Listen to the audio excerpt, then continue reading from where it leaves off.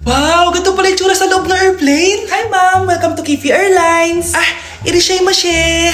Nagsasabi nito. Ma'am, marunong po ako magtagalog. Ay, sorry. Ganda nito Ako na dito Ako na una. Ngayon, si Scarlett. Ako dyan. Ako na una. Ayaw mo umalis dyan Nayo! Hoy, kayong dalawa, di ka titigil dyan, ha? Isa pa. Yung kasi, papansin ka kasi. Kanina baby yun, ha? Ang ingay! Baby, stop crying na. Patahimikin mo yan, ha? Isa pa. Baby, sleep na.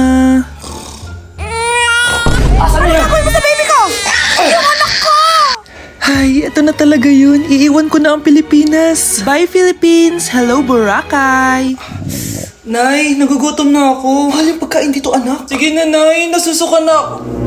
Isa lang, miss. Magkano tong biskwit? 70 pesos po. 70? Ang mahal naman. 15 pesos lang yan sa tindahan Di bumaba ka dito sa aeroplano, tapos doon ka sa tindahan bumili. Anak, magtubig ka na muna. Sige, Nay. Tubig, magkano? 100 pesos, ma'am. Okay, umupo tayo na maayos dahil malapit na po tayo mag-landing. Ayun, malapit na tayo. Teka lang. Nasa si Brianna? Nay, tapos na ako mag-CR. Nay! Nay! Ba't ako iniwan? Tandaan niyo tong ginawa niyo sa akin. Maghihiganti ako sa inyo. Hala! Ba't nalagaw to? Chat ko nga yung jowa ko. Pati messenger. Hala, be. Nahack ba yung account ko? Hala, yung mga chat namin sa GC. Nagutot ko kay mama pag nakita niya mga pinagsasend ko sa jowa ko. Nakalimutan ko na yung password ko. Cannot log in. Ano ba yan? Okay, kumalma ka. Twitter. Kaya naman pala daw yung Facebook tsaka yung IG. Kinabahan yung Kifi ko dun Akala ko nahack na yung Facebook ko Ayan. Ang dami nag-react Nasa Twitter lahat ng tao ngayon. Anak, maging mabait ka palagi sa mga tao Mahirap kalaban ng karma, anak. Naniniwala ka sa karma, Nay? Di naman totoo yun. Totoo yun, Scarlett. Kaya maging mabait ka, Sige na, Nay. Pasok na ako sa school, A few moments later. Ano ba yan? Ang init naman. Balimos, baka may barya ka dyan, Iha. Tumabi ka nga dyan. Malilate na ako. Kahit 5 piso lang, Iha. Wala! Tsaka huwag ka lumapit sa akin. Baka mahawak sa kapangitan mo. Nay, nakauwi na ako. Oo, anak. Anyari dyan sa mukha mo? Ganda ko, diba? Ano nangyari? Hindi pwede to. Ano nangyari sa mukha ko? Ano ba kasi ginawa mo? Wala! Yung totoo, naging mabait ka ba? Kahit 5 piso lang, Iha. Wala! Tsaka huwag ka lumapit sa akin. Baka mahawak sa kapangitan mo. Anak! Saan pupunta yun? Nasaan na yung pangit na yun? Manda ka sa akin. Hoy! Ano ginawa mo sa akin, ha? Hinawaan mo ako ng kapangitan mo! Hindi ka pa rin natuto, Scarlett, no? Ha?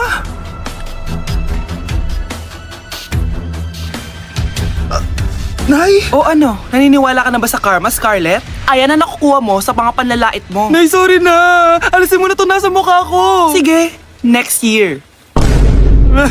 Paano na ako magkakajowa neto? Yak! Ang cheap naman ng uniform nila. Mukhang maasim. Walang class. 2025 na Android pa din ang cellphone. Kahit siguro Messenger naglalag dyan.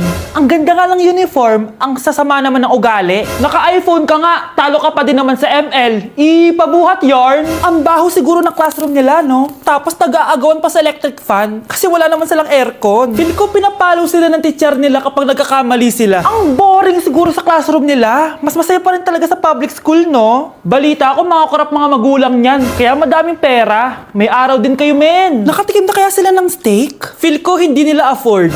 Nakatikim na kayo ng pagmamahal sa magulang? Oh, sa pool! How dare you! Isang pitik ko lang, tumba ka na. Pipitik ka pa lang, tumba ka na. Tara na nga! Class!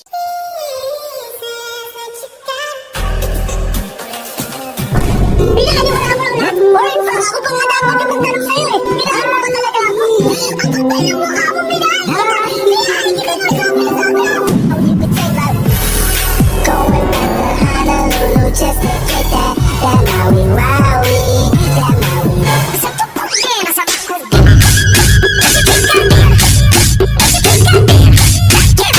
Diyos ko po, mas lang ako saglit Oh, anong ibibigay kong grade sa'yo niyan? Una sa lahat, hindi ka nagpapasa ng assignment.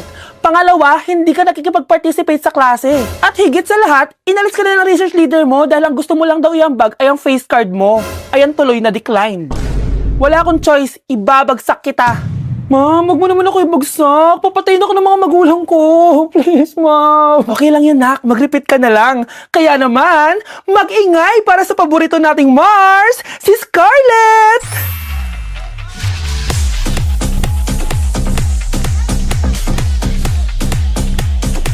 Huwag ka nang tatamad-tamad, ha? Okay, class. 5 points sa akin ang makakasagot neto. Ano ang pangalan ni Rizal? Ma'am. Yes, Scarlett? Rizal Park. Anong Rizal Park? Jose Rizal yon. Diyos ko, mga bata ngayon. Siya ang pambansang... Ma'am, siya ang pambansang opa. Siya ang pambansang bayani natin. Anong pinagsasabi nyo? Oh, kompletuhin nyo to. Ang kabataan, ang pag-asa ng busan. Mali! Bayan! Pinagluloko nyo ako, ha? O eto, ano ang sinulat na libro ni Jose Rizal? Ma'am, El Filibusterismo. Imnida. Tama na sana eh. Nalaloko na kayo sa K-pop at K-drama na yan, ha? Last na talaga. Ayusin nyo na. Okay, class. Last question. Sino ang kapatid ni Rizal? Kapatid ni Rizal? Ma'am! Eto, sure na ako sa sagot ko. Yes, Scarlett. Ang kapatid ni Rizal Park ay si... si Sandara Park. Good morning, class. Bakit ang dami nakadikit sa wall? May ballpen, may walis. Ma'am, uso kasi to. Ididikit mo yung mga bagay gamit yung wall friction. Parang ganito. O, di ba, ma'am? Ano? Wall friction? Hoy! Baka mahulog ka dyan! Diyos ko, mga bata to. Kung ano-ano kasi nakikita niyo sa TikTok na yan eh. Try ko naman tong calculator. Ang saya! Tingnan niyo, dami ng gasgas ng wall, oh. Tanggalin niyo na yan. Kung hindi, i-absent ko kayong lahat. Guys, si ma'am naman ang idikit natin sa pader. Hoy! Mangulong niya kayo! Ma'am, huwag kang matakot, ma'am. A few moments later. Hoy! Ibaba niyo ako dito! Guys, dismissed na daw tayo, sabi ni ma'am. Uwian na! Hoy! Isusumbong ko kayo sa principal! Ayoko talaga sa kanya. Bes, ayan siya, oh, yung pet peeve mo. Hi! Panira ng araw. Okay, class, break time muna tayo. Hala, naiwan ko yung baon kong pagkain. Scarlett, to, may sobra pa ako. Baka gutom ka na. Talaga? Bibigyan mo ko? Oo, ano ka ba? Gusto ko maging close tayo. Parang bumabait tong pet peeve ko, ah. Hala, may quiz pala tayo. Bes, sabay tayo mag-review mamaya, ha? Naku, sorry, Bes. Kakain kasi kami ng jowa ko mamaya. Di mo ba kaya mag-isa? Ano ba yan? Ako na lang, sabay tayo mag-review. Tsaka, may reviewer din ako dito, oh. Ayan na naman siya. Sure ka? Ako talaga yung gusto mo kasabay mag-review? Oo naman. Ba't naman hindi? Idol nga kita kasi ang talino mo, eh. Sige na nga. Okay, class. Para sa activity natin today, pili kayo ng partner nyo. Best, partner tayo, ah. Sorry na, best. Partner na kasi kami ng baby loves ko, eh. Partner na kami ng baby loves ko, eh. Tayo na lang yung partner, Scarlett. Ikaw na naman.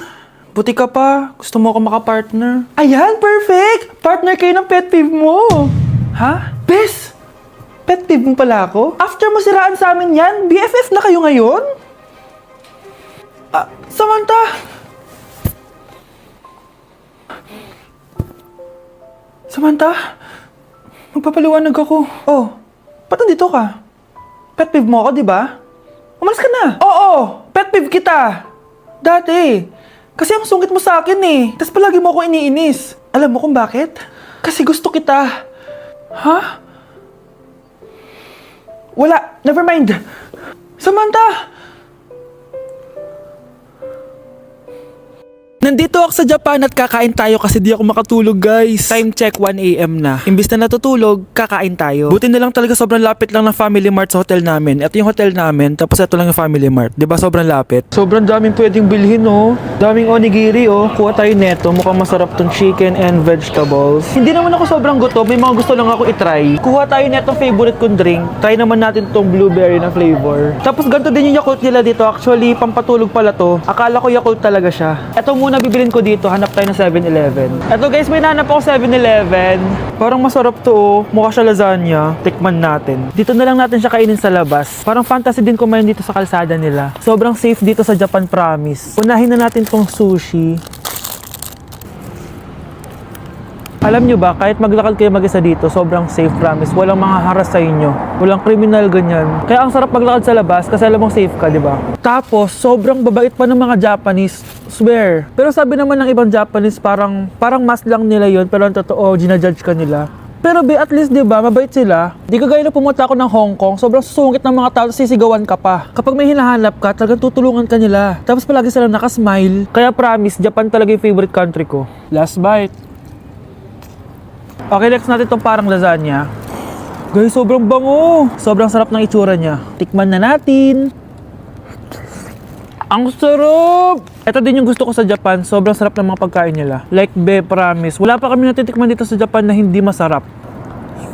Kaya every time na pupunta talaga kami dito, promise na yon, natataba kami. Pero okay lang, Japan to eh. Alam nyo, minsan, naisip ko na dito na lang kaya kami tumira. Pero ang naririnig ko sa ibang foreigners na nakatira dito, masaya lang daw dito as a tourist. Pero kung dito ka natitira at mag-work, nakaka-depress daw, ganyan, nakakalungkot. Kasi sabi nila toxic daw yung work environment dito. Pero ako, kung titira ako dito, gusto ko forever tourist ako. Inumin natin tong Yakult na nakakaantok. Last bite! Pabalik na ako ng hotel guys and inumin na natin to favorite nating drink. Medyo malansa siya tas maasim. So yun lang guys, bye!